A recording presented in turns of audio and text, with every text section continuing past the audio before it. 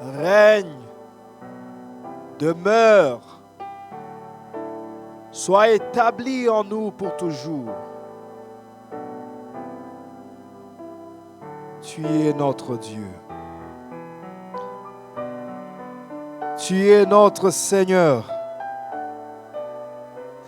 Tu es notre Roi. Merci. Merci, tendre Père. Merci, Seigneur, pour tout.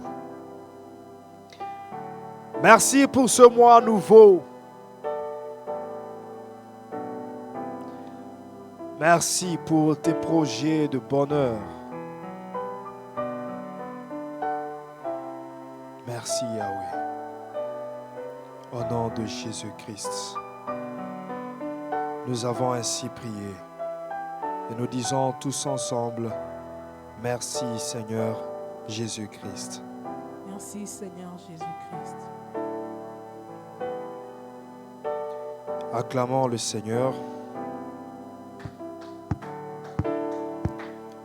Acclamons le Seigneur.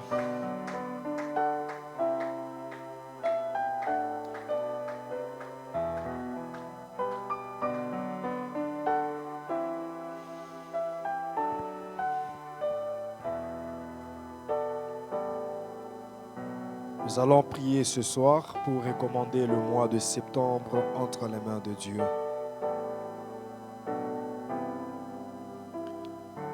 Nous allons apporter nos projets, nos plans devant le trône de Dieu. Nous allons apporter aussi nos fardeaux, nos problèmes, les situations qui persistent, les montagnes qui résistent. Nous allons ainsi les amener devant Dieu afin que par sa puissance, par la puissance de sa présence, que les montagnes soient aplanies, que les situations soient réglées en notre faveur. Ce soir, nous allons implorer le Seigneur. Ce soir, nous allons chacun présenter sa situation devant Dieu. Et nul n'est besoin de faire semblant. Nul n'est besoin de se cacher derrière un pseudo-bonheur, pendant qu'en réalité, tu es en train de vivre le malheur. Nul n'est besoin de se cacher derrière un pseudo-bonheur, pendant que tu es en face des luttes, en face des combats, tu es en guerre, tu es en train de te battre jour et nuit pour obtenir le bonheur. Mais pendant ce moment, tu ne le trouves pas. Pendant ce moment, quelles que soient toutes les théories que tu reçois, tout ce que tu lis, tout ce que tu entends, quels que soient les résultats de tes recherches dans des livres, dans des citations pour t'encourager, pour te motiver, tu cherches les exhortations des hommes de Dieu. Chaque message que tu trouves sur Internet, sur Facebook, sur YouTube, à la télé, tu restes devant ce message en attendant recevoir une consolation, en espérant renaître un espoir. Tu veux voir renaître l'espoir parce que tu veux vivre une vie aisée, parce que tu veux vivre un réel bonheur, parce que tu veux obtenir des solutions à tes problèmes. Mais malgré tout cela, la victoire te semble être encore très loin de toi. La victoire te semble être encore loin de toi. Tu vis par contentement à cause de la recommandation Pour obéir à la parole de Dieu, tu t'es dit de te contenter de ce que tu es, de te contenter de ce que tu as. Mais en réalité, ce pourquoi tu te contentes n'est pas une situation vivable. Tu la supportes malgré toi. Tu la supportes malgré toi.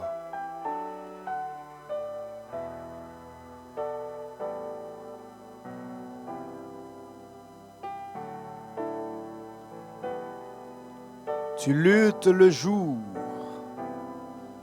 et tu luttes la nuit. Tu cries vers Dieu, tu pries et tu l'invoques. Tu l'as ardemment cherché pendant ces 21 jours de prière. Ces moments de 21 jours de prière étaient des moments de réconfort pour toi. Tu voyais s'en aller les angoisses.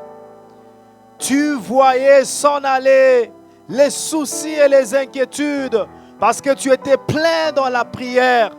Mais dès que le programme a pris fin, c'est comme si les angoisses commencent à revenir dans ta vie. C'est comme si les questionnements commencent à revenir en toi. Tu retournes à te poser des questions du genre: qu'ai-je fait? Quel est ce péché que j'ai commis pour vivre une telle situation? Est-ce que ma situation est une situation de non-retour? Est-ce que ma situation est une situation non résolvable? Est-ce que mon problème n'a pas de solution? Comment puis-je rester des années dans la même situation? Comment puis-je rester assez longtemps dans la même situation comme si je n'ai pas prié? Comme si je n'ai pas prié. Bien-aimé dans le Seigneur, tout ce que j'ai à te dire ce soir est que Dieu existe. Tout ce que je peux t'apporter comme message ce soir est que Dieu existe et c'est vrai. Tout ce que je peux te dire, c'est que Dieu change les situations des gens. Et c'est vrai. C'est vrai même si ce n'est pas la première fois que tu l'entends. C'est vrai même si je ne suis pas la première personne à te le dire. C'est vrai même si je te l'ai dit déjà une fois, 2 fois, 3 fois. Ce n'est pas la première, la deuxième ni la 4e fois que tu l'entends de ma bouche. Mais ce n'est pas cela qui va faire de cette phrase une fausse phrase. Ce n'est pas cela qui va faire de cette phrase un mensonge. Ce n'est pas parce que ta situation n'a pas encore changé que cette phrase ne sera pas vraie. C'est vrai que Dieu existe. Et c'est vrai que Dieu change, transforme les situations. Il change les problèmes, il change les situations des gens. Il exauce les prières. Dieu existe. Dieu exauce. Dieu existe. Dieu exauce. Je ne sais pas compter le nombre de fois que Job a prié. Je ne sais pas compter le nombre de fois que Anne a prié. Je ne sais pas combien de fois elle est montée à Silo. Elle s'est privée de manger et de boire pendant que les autres festoyaient. Elle s'isolait, elle jeûnait, elle priait. Mais combien de fois l'a-t-elle fait? Cela a pris combien d'années? Cela a duré combien de temps? C'était combien de fois? Quel est le nombre de fois qu'elle a prié? Combien de fois Job s'est-il agenouillé pour invoquer le nom du Seigneur? Combien de fois Job a-t-il présenté sa situation, son problème à Dieu? À chaque fois qu'il priait, il avait un espoir que peut-être cette fois-ci, un miracle va se produire. À chaque fois qu'il invoquait, à chaque fois qu'il entrait dans la présence de Dieu, il avait un espoir, l'espoir de recevoir un exaucement instantané, immédiatement après sa prière. Mais dès qu'il finissait de prier, qu'il observait sa vie, il constatait que sa situation était la même. Et au lieu même de s'améliorer, elle ne faisait que s'empirer. Elle ne faisait que se détériorer. Et combien de fois a-t-il prié? Combien de fois as-tu prié? Combien de fois as-tu présenté ta situation devant Dieu? Élie a prié pour voir le ciel noircir, pour voir se former des nuages. Il n'y avait aucun nuage dans les cieux lorsqu'il a prié la première fois. Mais quand il priait, il avait le témoignage des exaucements passés. Ces témoignages qui lui disaient: Élie, tu es un homme de foi. Sache qu'après cette prière, une forte pluie va tomber. Mais lorsqu'il finissait de prier, il envoyait son serviteur regarder le ciel. Le ciel était bleu clair, sans un seul signe de nuage. Cela pouvait décourager Élie. Il s'est dit: je vais prier encore. Peut-être cette fois-ci, le ciel sombrera. Peut-être que le ciel s'obscurcira. Mais la deuxième fois, rien ne s'est passé. Il a encore prié, encore et encore. La troisième fois, la quatrième. Ce n'est qu'à la sixième fois que son serviteur pouvait voir un petit nuage qui avait la forme d'une paume de main. Combien de fois a-t-il prié? Combien de fois as-tu prié? Combien de fois as-tu présenté ta situation devant Dieu et qu'il n'y a pas toujours de solution? Oui, tu t'es découragé. Oui, tu n'as plus d'espoir. Oui, tu t'es découragé. Maintenant, tu pries seulement parce que tu aimes Dieu. Tu pries parce que tu n'as pas d'autre choix que de prier. Tu pries, mais tu te poses des questions. Tu pries, mais tu n'as plus le même zèle de prière qu'avant. Ce n'est plus à la même allure de prière que tu avais avant. Il y a un relâche. Et maintenant, des réflexions et des réflexions dans ta tête. Maintenant, des inquiétudes et des inquiétudes dans ton cœur. J'aime ce que Jésus dit. J'aime ce que Jésus dit pour nous permettre de prier,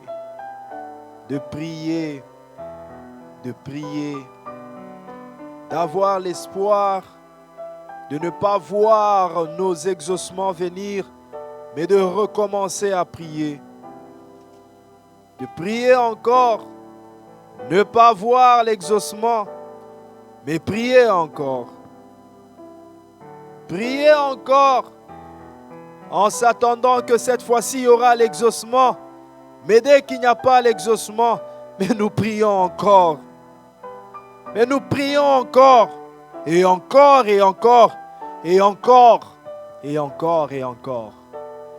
Nous demandons encore et encore. Nous demandons encore et encore jusqu'à ce que une brèche s'ouvre.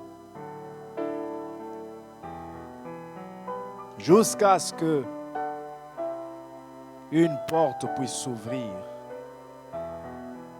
Oh Dieu, merci, parce que C'est vrai que ce n'est pas ce que je te demandais, mais au moins tu as ouvert une porte qui vient me consoler par rapport à ce que je t'ai demandé. Je comprends que tu as décidé de ne pas me donner ce que je te demandais, mais de faire mieux que ce que je te demandais. Je te dis merci, mais je n'avais pas cessé de prier. Je n'avais pas arrêté de prier. Oh Dieu, je te dis merci parce que je priais pour la réparation de la situation. Je priais pour la restauration. Mais tu as décidé de mettre fin à la situation et de me transporter vers une autre situation. Si c'est toi qui l'as voulu, Dieu, je te dis merci parce que c'est un exaucement à ma prière. Combien de fois as-tu prié et que tu t'attends toujours de recevoir un exaucement, qu'il n'y en a pas toujours. Je disais, j'aime ce que Jésus dit dans Jean chapitre 16, verset 24. « Jusqu'à présent, vous n'avez rien demandé en mon nom. Demandez et vous recevrez, afin que votre joie soit parfaite. » Oh Seigneur, comment peux-tu dire jusqu'à présent nous n'avons pas demandé? Comment peux-tu dire que jusque-là je n'ai rien demandé? Seigneur, considère mes attentes, ce sont des demandes. Considère tout ce que je t'ai demandé. Mais oui, tu l'as demandé une fois et tu t'es arrêté. Tu l'as demandé 2 fois, mais tu t'es arrêté. Dès que tu as demandé 1 ou 2 fois, tu t'es mis à demander d'autres choses. Mais ayant l'attente que les 2 premières choses que tu avais demandées puissent s'accomplir. Et pourtant, tu ne l'as demandé qu'une fois. Et pourtant, Dieu veut que tu demandes, que tu continues à demander. Jusqu'à présent, le Samuel que tu as demandé, jusqu'à présent, tu n'as pas encore demandé Samuel. Mais comment peux-tu dire à Anne qu'elle n'a pas encore demandé Samuel? Et pourtant, chaque année, elle monte à Silo et elle demande Samuel. Ça ne suffit pas encore. Parce que ça te suffit à toi. Ça suffira lorsque ça suffira à Dieu. Si cela ne suffit pas encore pour Dieu, ça ne suffit pas encore pour toi. Si cela n'est pas suffisant pour Dieu, ne pense pas que c'est suffisant pour toi. Jusqu'à présent, vous n'avez encore rien demandé. Demandez, demandez, demandez. Ne sautez pas de demande en demande. Reste ferme sur la même demande. Jusqu'à ce que tu reçoives ton exaucement. Bien-aimé dans le Seigneur, il serait mieux pour toi de recevoir une confirmation venant de Dieu que ce que tu demandes, je ne te le donnerai jamais. Je m'arrange, je décide de ne pas te le donner, à moins que Dieu te le dise. Mais n'arrête pas de demander la chose si Dieu ne t'interdit pas de le demander. Anne n'arrête pas de demander Samuel si Dieu ne t'interdit pas de le demander. Parce que si Dieu ne t'interdit pas, ça veut dire qu'il aime quand tu demandes. Et il est en train de préparer un bon Samuel pour toi. Demande. Demande.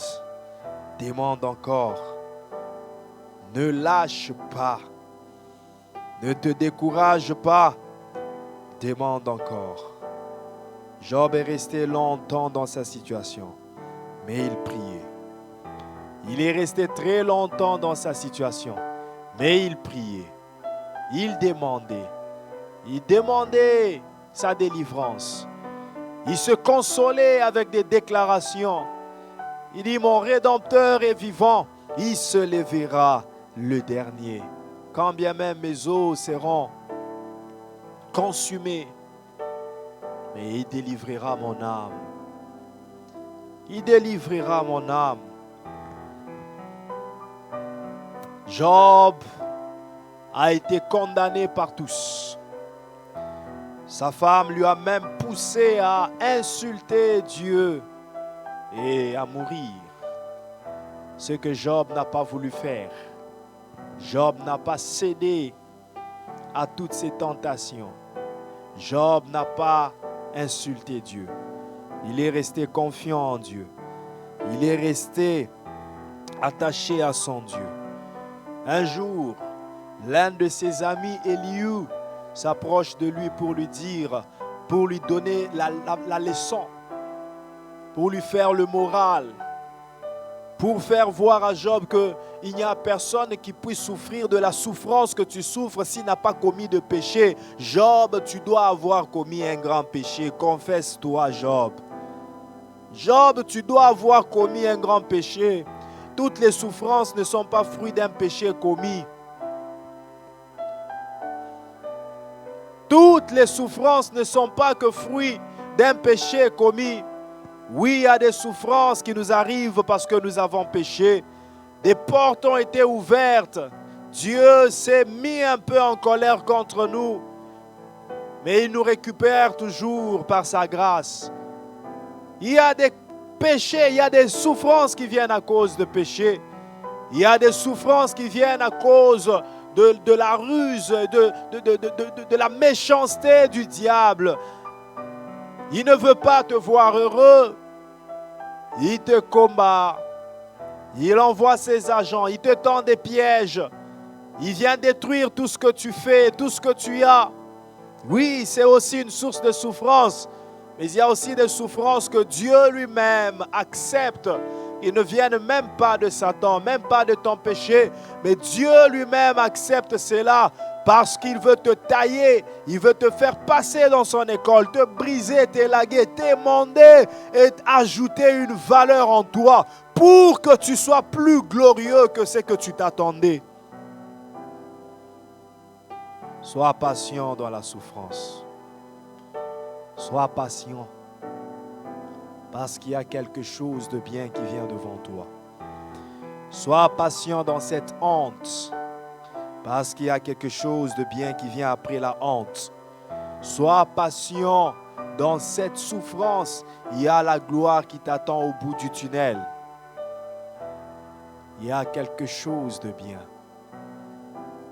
Aujourd'hui, tu es en train de te chercher, de te débrouiller. Tu es en train de te casser la tête en 1000 morceaux juste pour stabiliser au moins ta vie, stabiliser au moins tes finances, stabiliser au moins tes affaires. Tu es ça et là. Tu n'as pas les deux pieds sur terre. Mais bien-aimé dans le Seigneur, tout ce que tu dois faire, même si tu n'as pas les deux pieds sur terre, aie au moins les deux pieds au ciel. Aie au moins les deux pieds dans la présence de Dieu. Si tu n'as pas les deux pieds sur terre, aie au moins les deux pieds dans la présence de Dieu, car ta présence dans la présence de Dieu fera que tu produises du fruit. Ta présence dans la présence de Dieu fera que même si tu es sec comme la verge d'Aaron, tu vas fleurir, tu vas t'enraciner et tu vas produire du fruit. Ta présence dans la présence de Dieu. Et nous ne sommes pas de ceux qui ont les pieds sur terre. Nous sommes de ceux qui ont les pieds au ciel, mais qui regardons sur la terre. Oui, nous sommes encore sur la terre, même si nous ne sommes pas de la terre. Nos pieds sont dans les cieux. Nous sommes cet arbre qui n'a pas de racines dans la terre, mais qui a des racines dans le ciel, qui a des racines dans la parole de Dieu, qui a des racines dans la foi en Dieu. Nos racines, c'est la foi. Nos racines à nous, c'est la foi.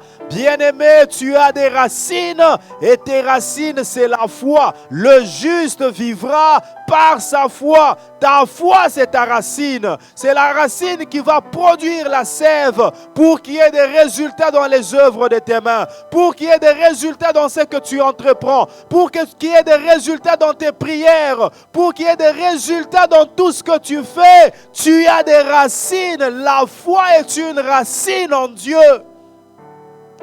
La foi est une racine en Dieu. Voilà pourquoi Job n'a pas déraciné, il n'a pas déterré ses racines. Il n'a pas déterré ses racines. Un arbre peut sécher. Ce feuillage peut sécher. On reconnaît un arbre qui est en bonne santé lorsque son feuillage est verdoyant. Ses feuilles sont vertes. Mais dès que les feuilles commencent à devenir un peu jaunâtres, orangeâtres, on comprend qu'il y a un problème d'alimentation. Il y a maintenant un problème de croissance. Est-ce que les racines produisent toujours la sève?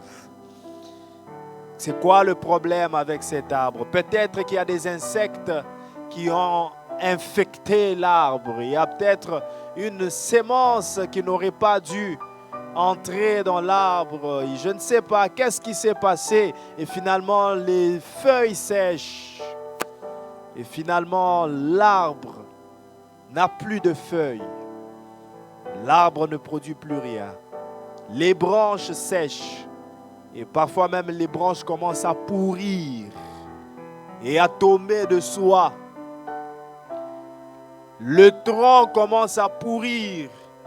Et parfois même, il peut y avoir disparition de cet arbre à cet endroit. Les gens qui y passaient, qui voyaient l'arbre se diront, mais il y avait un arbre ici. L'arbre disparaît dès qu'il sèche totalement. Mais si les racines de cet arbre restent en vie, si les racines de cet arbre restent en vie dans la terre, si les racines de cet arbre continuent à vivre, si seulement les racines de cet arbre continuent à vivre, vous verrez encore l'arbre germer. Vous verrez encore l'arbre sortir. Vous verrez encore l'arbre grandir au même endroit et produire des résultats. Un enfant de Dieu ne meurt jamais. Un fils de Dieu ne meurt jamais. Un fils de Dieu ne meurt jamais. Aussi longtemps que tu as la foi en Dieu, tu peux tout manquer aujourd'hui. Tu peux sécher financièrement. Tu peux sécher maritalement. Tu peux sécher dans tous les domaines. Tu peux disparaître. Les gens qui te voyaient peuvent te voir disparaître de la circulation. Mais qu'est-il devenu? Mais que lui est-il arrivé?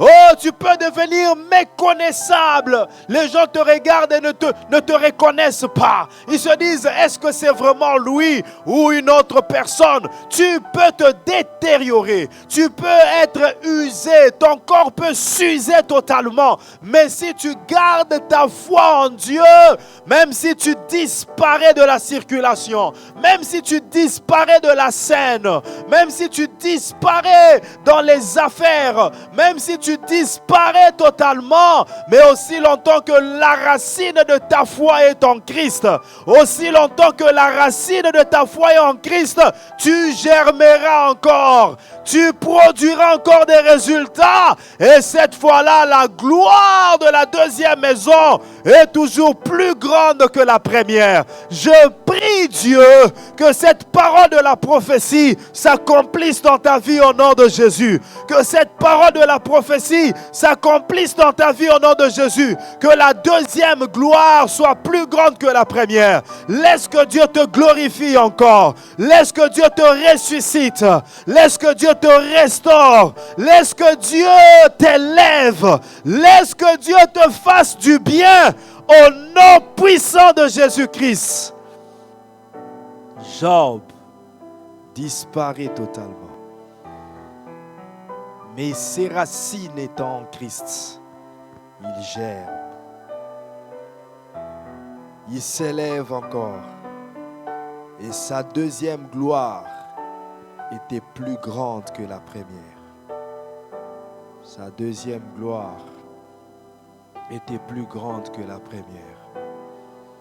Sa deuxième gloire était plus grande que la première. Tu es en train de lutter. Tu luttes le jour, tu luttes la nuit. Tous tes jours sont combat sur combat. Tous tes jours sont bataille sur bataille. Même sous ta couche, tu sens que tu es en train de lutter. Tu es en train de lutter.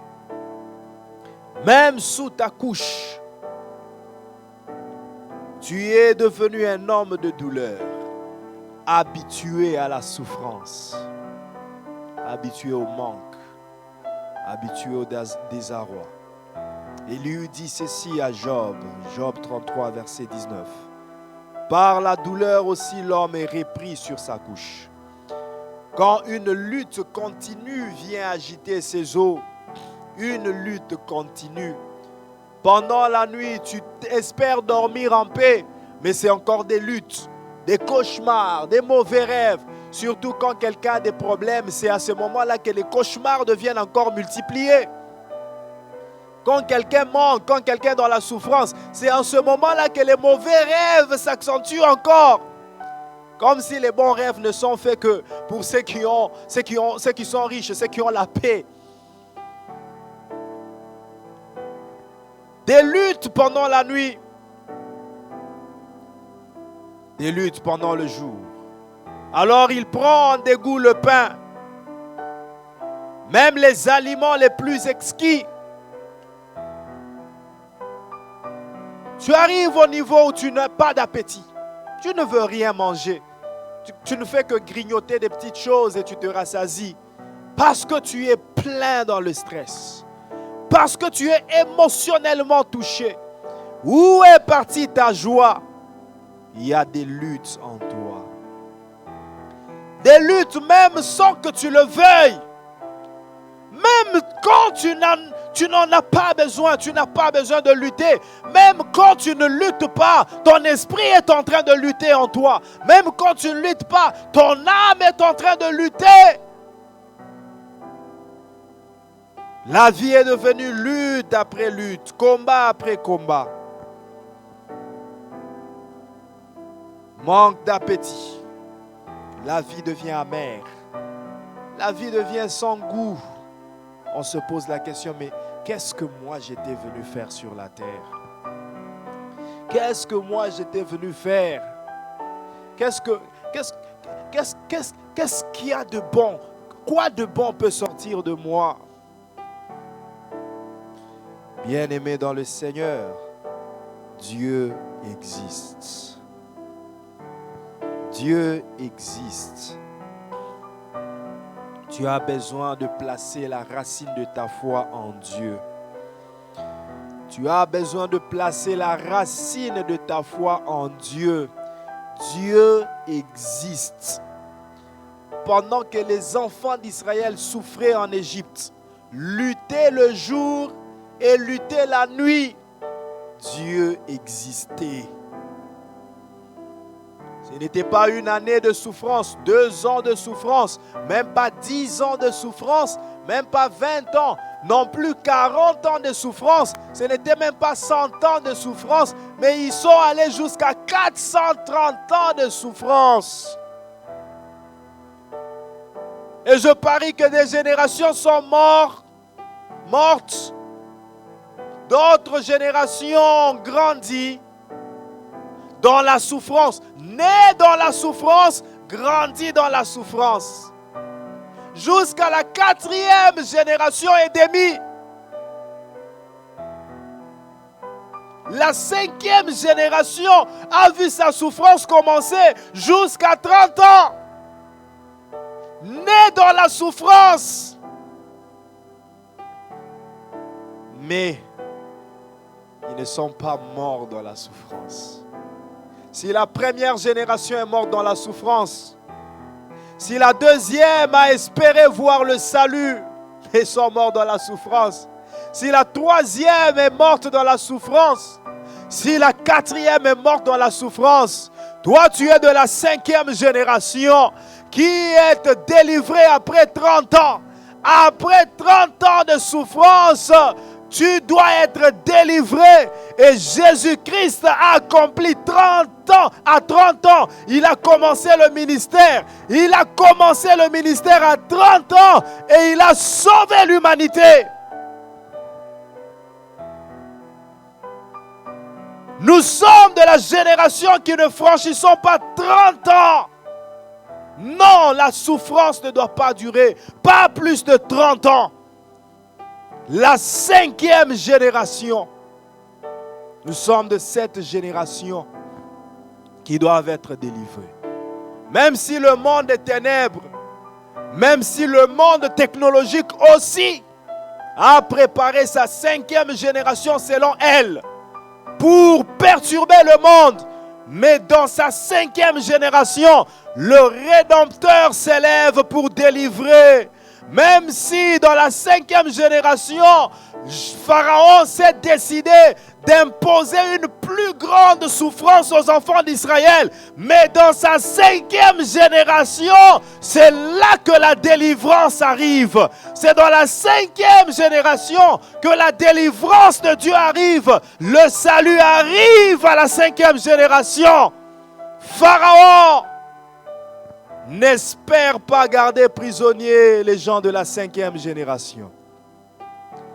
N'espère pas garder prisonniers les gens de la 5e génération. Car c'est en ce moment-là que l'Éternel entend les cris. C'est en ce moment-là que l'Éternel voit la souffrance. Il dit, j'ai entendu les cris que vous font pousser les oppresseurs. J'ai vu votre souffrance et je viens moi-même pour vous délivrer.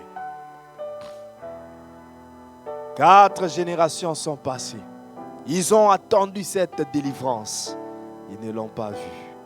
Mais les gens de la 5e, après 30 ans, l'Éternel a envoyé la délivrance. Il les a fait sortir de l'Égypte. Ils luttaient jour après jour. Jour après jour, ils luttaient.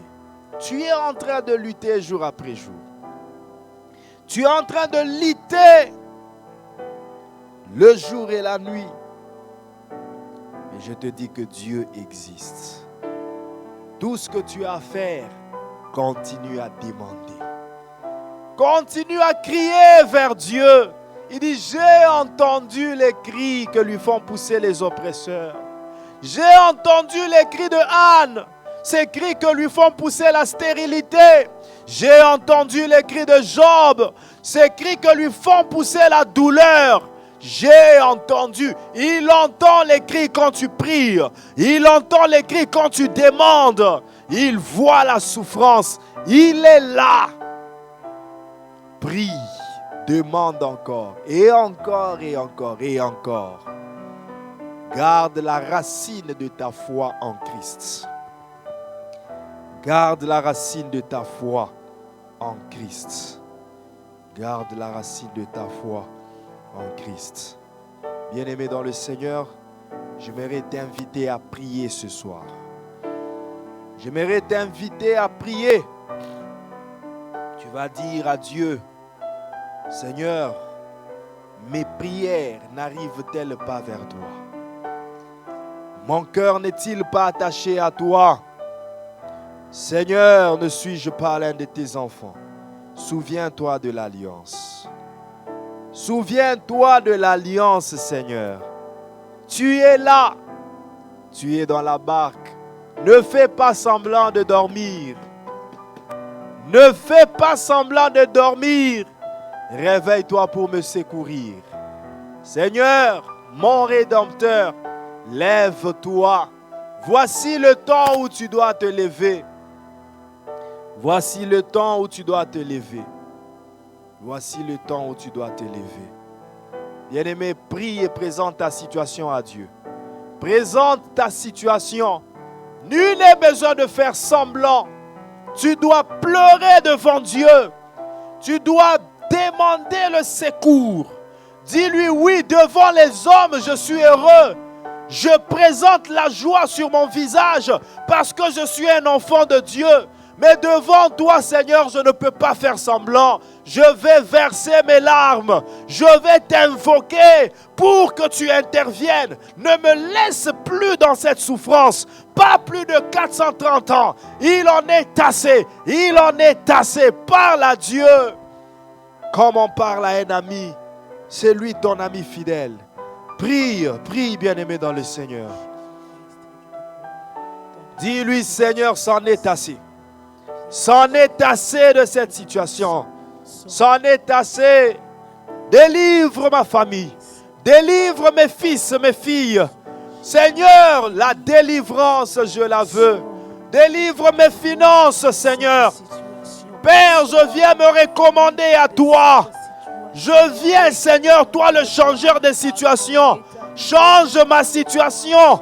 Le contentement que j'ai, c'est seulement pour obéir à ta parole qui dit, ne vous livrez pas à l'amour de l'argent, contentez-vous de ce que vous avez. C'est parce que tu l'as dit que je me contente.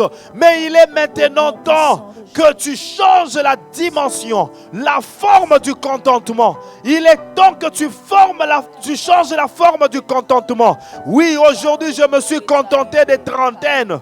Je me suis contenté des cinquantaines. Je me suis contenté des centaines. Je me suis contenté des milliers. Mais j'aimerais à la dimension de me contenter aussi des millions. J'aimerais aller à la dimension de me contenter des milliards. Tu m'as recommandé de me contenter de ce que je suis, de ce que j'ai. Je me suis longtemps contenté du fait que je suis célibataire. Mais il est temps et plus que temps que j'expérimente aussi comment on se contente d'être marié. Il est temps et plus que temps que j'expérimente comment on se contente d'être un homme riche, qu'on se contente d'être un propriétaire d'entreprise.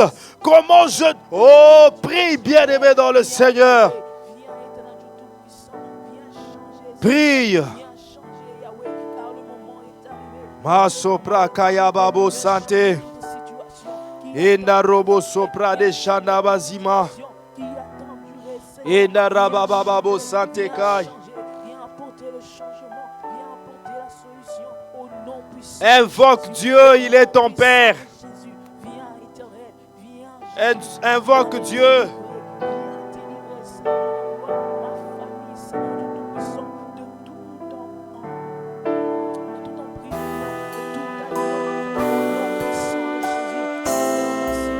Invoque Dieu pour le changement, invoque-le. Il a dit, invoque-moi, je te répondrai. Jusqu'à présent, vous n'avez encore rien demandé. Demandez et je vous donnerai, afin que votre joie soit parfaite, afin que votre bonheur soit parfait, afin que vous soyez réellement dans le bonheur. Ce soir, dis à Dieu, je ne peux pas faire semblant d'être dans le bonheur. Je ne peux pas faire semblant devant toi. Tu sais bien que je suis dans le malheur. Tu sais bien que je souffre. Tu sais bien que je manque. Tu sais bien que je ne suis pas heureux. Je ne suis pas heureuse, Seigneur, tu le sais. Oh, je te demande. Tu as dit, demande-moi afin que ta joie soit parfaite, afin que ton bonheur soit parfait. Rends mon bonheur parfait. Rends mon bonheur parfait. Rends mon bonheur parfait. Rends mon bonheur parfait.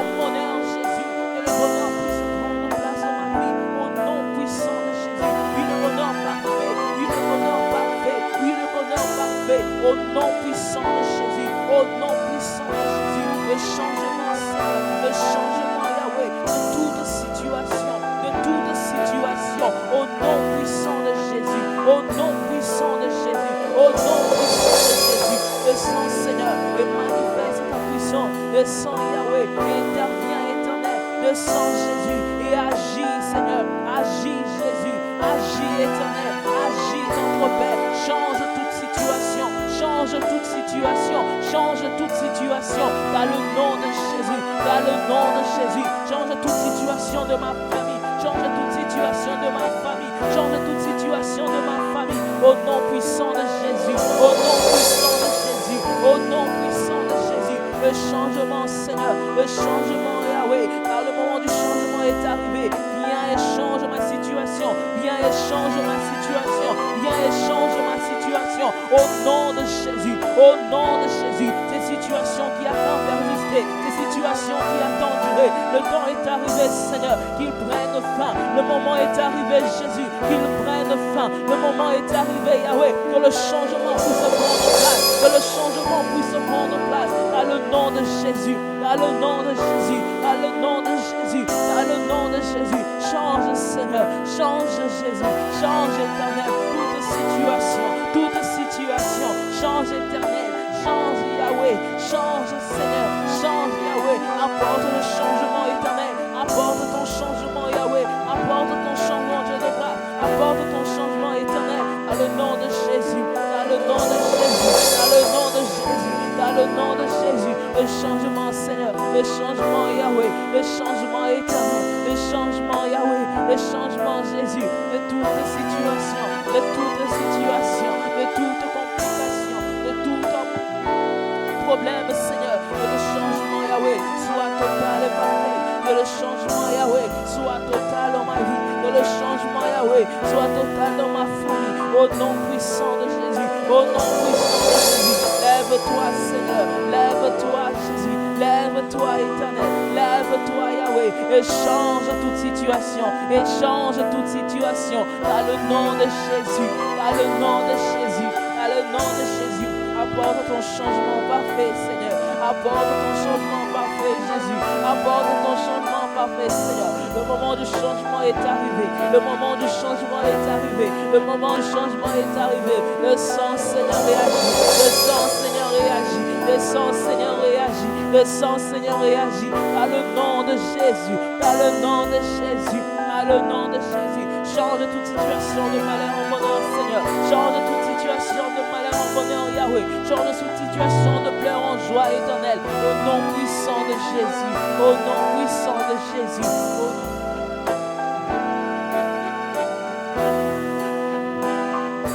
Prie à Dieu, invoque le Seigneur, invoque le Seigneur, invoque Dieu. La souffrance ne doit pas rester souffrance. Cette souffrance ne doit pas rester au nom de souffrance.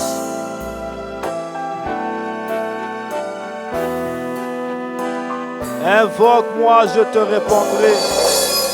Jusqu'à présent, vous n'avez encore rien demandé.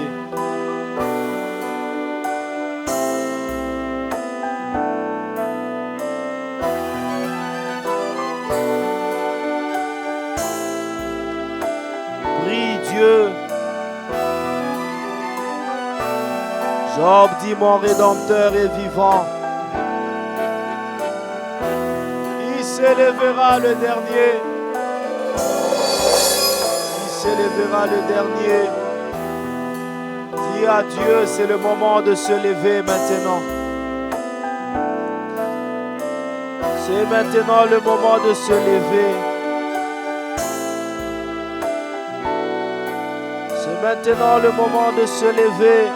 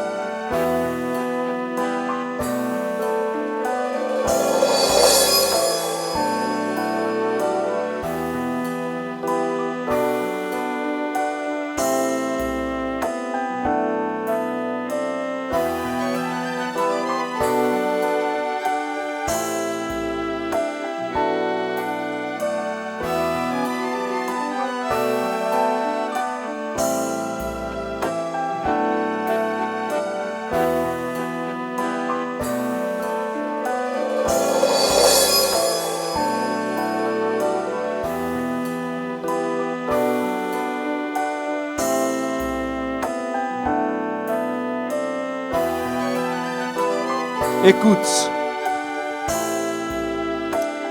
Écoute.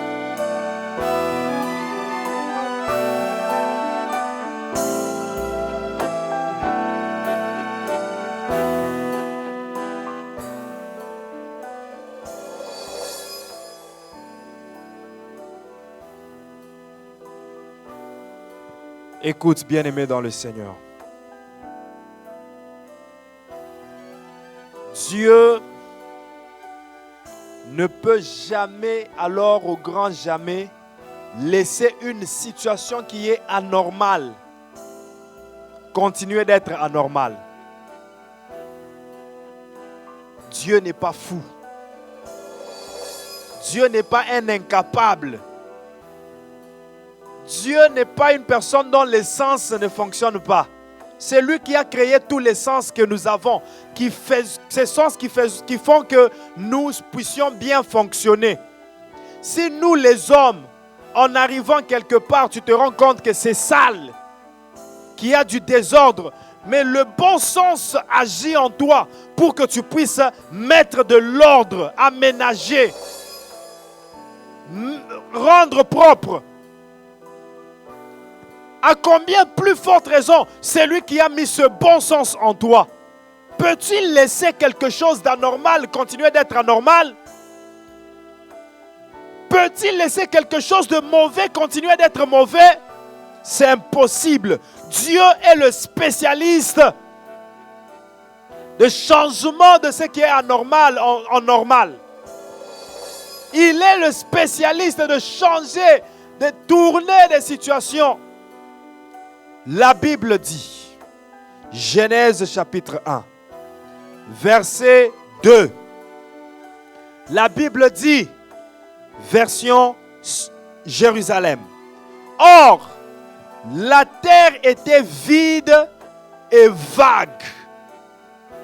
Dis avec moi, vide et vague.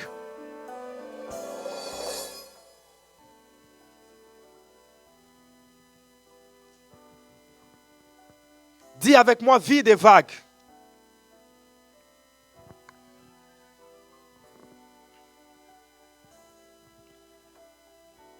Ce que représente ta vie maintenant, c'est le vague. C'est le désordre. Donc, il y a un désordre dans ta vie, il y a un vague. Un vague du genre, tu ne sais pas qu'est-ce que tu deviendras demain. Tu ne sais pas qu'est-ce qui arrivera demain. Tu ne sais pas à quoi ressemblerait ma vie demain. Il y a un vague devant toi. Il y a un vide dans ta vie. Tu manques des choses. La terre aussi était comme ça. Elle était vide et elle était vague. Elle était vide et elle était vague. Mais Dieu n'a pas laissé cette situation d'anormalité rester anormale. Dieu n'a pas laissé cette situation-là rester telle qu'elle était. Le vide et le vague. Non. S'il y a le vide et le vague dans ta vie aujourd'hui, le même Dieu qui a existé avant que la terre ne soit, par qui la terre fut, par qui l'univers fut, qui n'a pas laissé la terre rester vide et vague, il ne laissera pas aussi ta vie vide et vague.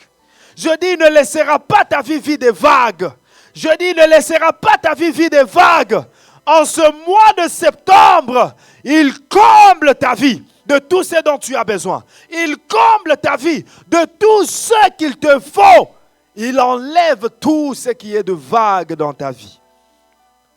Semeur dit ceci. Or, la terre était chaotique et vide. Ta situation peut être chaotique. Tu regardes à gauche, tu regardes à droite, tu te dis, cette situation, elle est irréparable. Chaotique. Une santé qui ne peut pas être guérie. Frappée par toutes sortes de maladies. Tu regardes à gauche, tu regardes à droite, tu ne vois pas par où toi tu peux avoir un travail. Tu ne vois pas par où tu peux commencer pour monter ton business ou ton entreprise et puis être dans la liberté financière.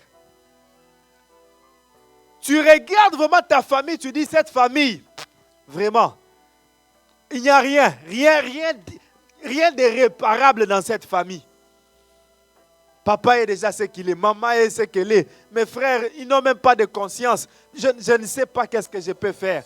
Tu regardes même ton mariage, tu regardes, tu dis, ça c'est un mariage irréparable, chaotique. C'est dans cet état-là qu'était aussi la terre. Si tu ne le sais pas, je t'informe. Et même la terre, c'était pire que ton mariage.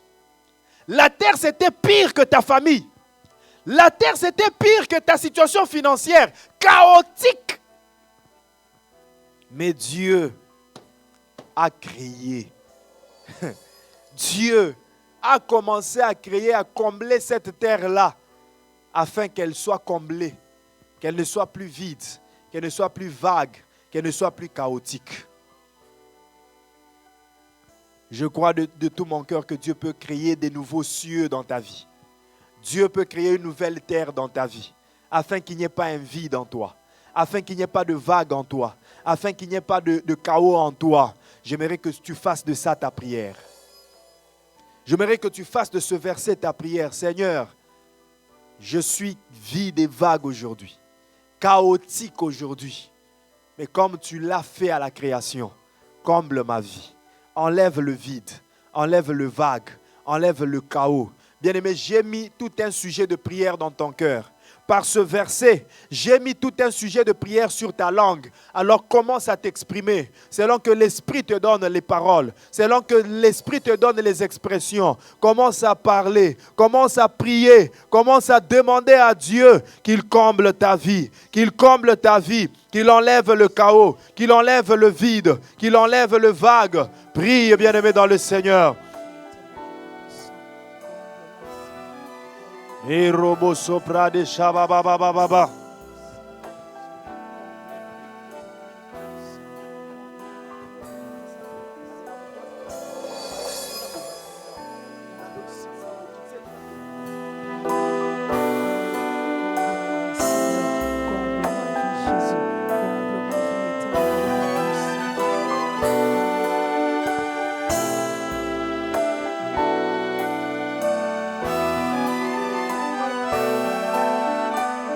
Tu es en train de prier pour ta vie.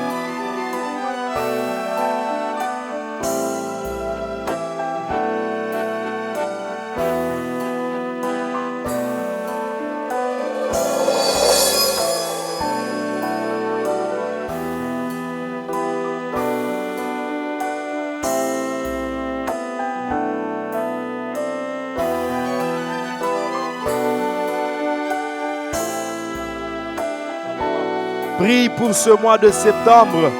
Nous ne sommes qu'au début de ce mois. Ce mois est encore vide. Ce mois est encore vague. Peut-être qu'il est aussi chaotique. Demande à Dieu de créer. Qu'il crée en ce mois. Qu'il crée un mariage. Qu'il crée un nouveau travail. Qu'il crée des entreprises. Qu'il crée de nouvelles finances. De nouvelles finances.